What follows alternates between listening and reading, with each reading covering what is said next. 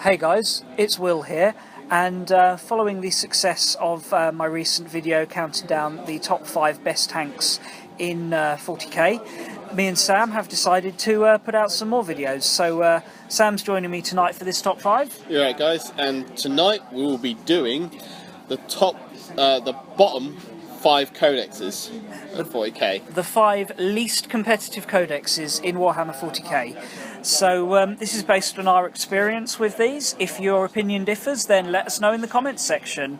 But anyway, here we go with the codex at number 5. So the best of a bad bunch, as it were, the Tyranids. Yeah, so we put Tyranids there because, you know, there's some supplement stuff that can give some power to Tyranids, but as a codex, they are just weak, you know. Yeah, they have 1 or 2 strong units. The Flyerin is a standout that kind of elevates them from the bottom, but their troops, although they're en masse, they're just not very good. They die too easily. They say you can take them in mass, but they don't have any punch. They're so frail and just a bit weak. So, and anything that does pack a punch is either overly expensive or not effective enough in mass to actually be useful. And they have a lot of assault units, but without really good ways to get into assault. Most of their assault things don't have jetpacks, and obviously they don't have transport. So yeah, they're just kind of left out in the open a bit. I think it's also the meta being swayed of monstrous creatures not being so powerful because they can get grabbed or strength 6 to death. So they're just a little out of place nowadays. Yeah, not terrible, and they certainly did win the 40k Gaming's COG 1750 tournament this year, but that was using supplements in the Skyblight Swarm. Yeah, it was all about Skyblight, and you know, credit to the guy who's running them, Lewis. He's a good player. He's beat my Eldar with them. So yeah, not a bad army, but they're the best of the worst, probably. Yeah. Next up, we have the Orcs. So, Orcs.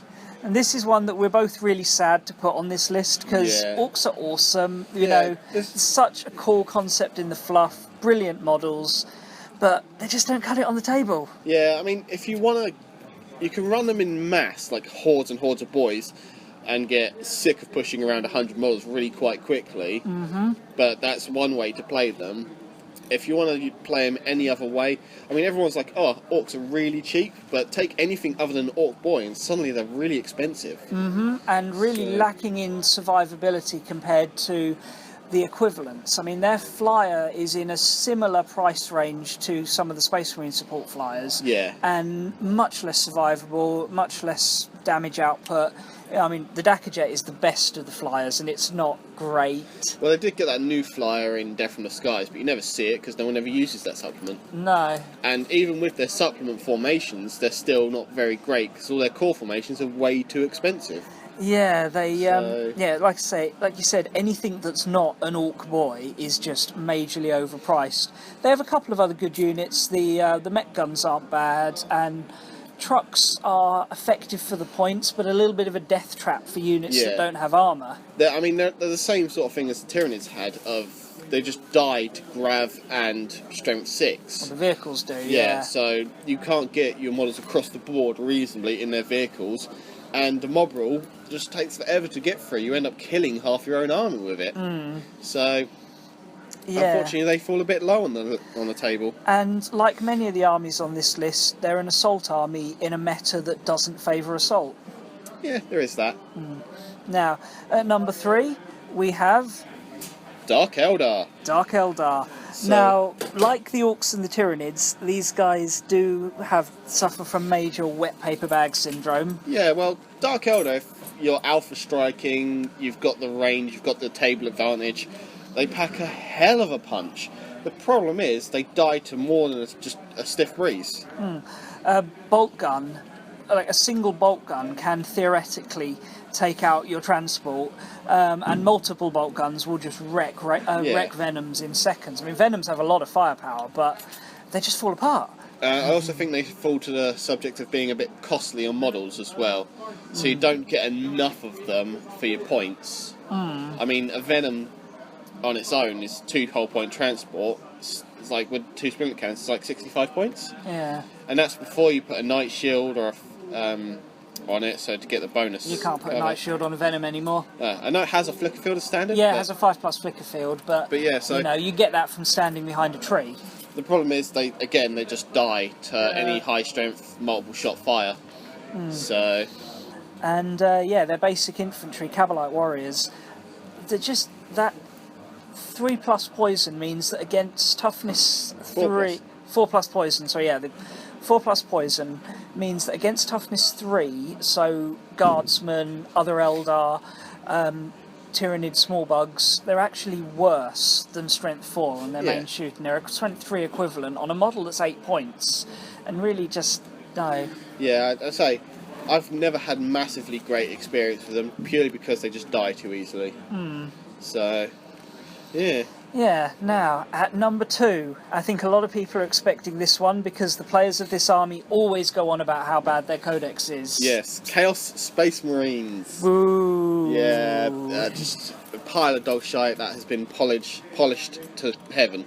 It really has. Yes, this book has had, I think we worked out 6 supplements since it came out, and yet not one of them has made it even mid-tier competitive. Yeah, it's overcosted, it doesn't have all the decent weapons, half the unit's stats are underdone. Basically, they've taken the basic units from Space Marines, taken away some of their funnest options like Grav, Razorbacks, Double Demi Company, taken away some of the most fancy support units like Centurions, Land Speeders, and then giving us costly replacements with only BS3. Like all the demon engines, like a Morfiend is a fast-moving dreadnought, but it's only weapon skill 3. Why would you do that? The Forge Fiend is only ballistic skill 3. You know, it'd be brilliant if they had 4.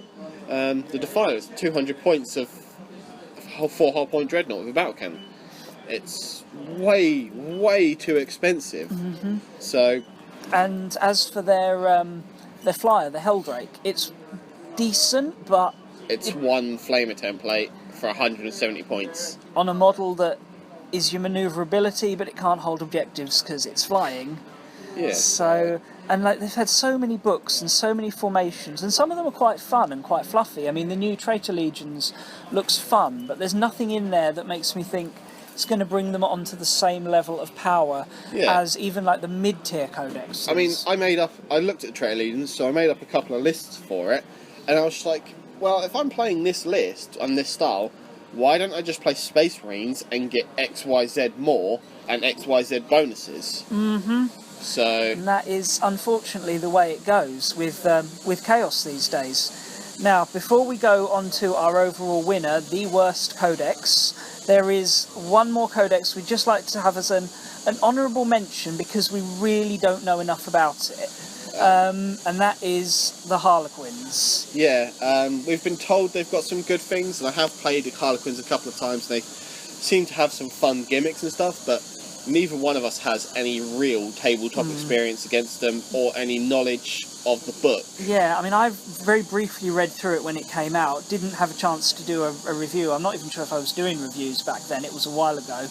But they look really fragile, and they don't have an HQ option, which means they can't ever take OBSEC stuff because they can't get a CAD. They have to go for their own formation. So, yeah. But they do look like they've got some strength to them in other areas. So we were considering them for this list, but we just don't know enough to say it.